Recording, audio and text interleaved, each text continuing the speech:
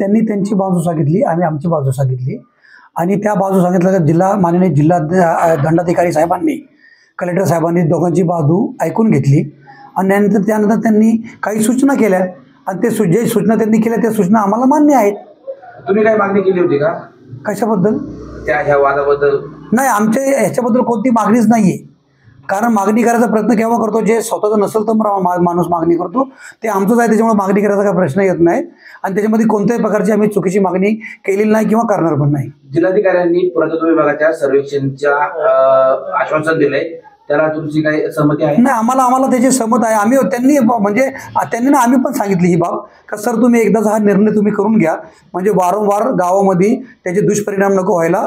गाव आमचं शांतताप्रिय गाव आहे, आम्ही सगळे एकोप्याने राहतो. आम्ही हिंदू मुस्लिम आमच्यामध्ये कधी मतभेद होत नाहीत. क्षुल्लक कारणावरून आमच्यामध्ये मतभेद नको आणि ते भविष्यात आम्ही ते मतभेद होऊ देणार नाही.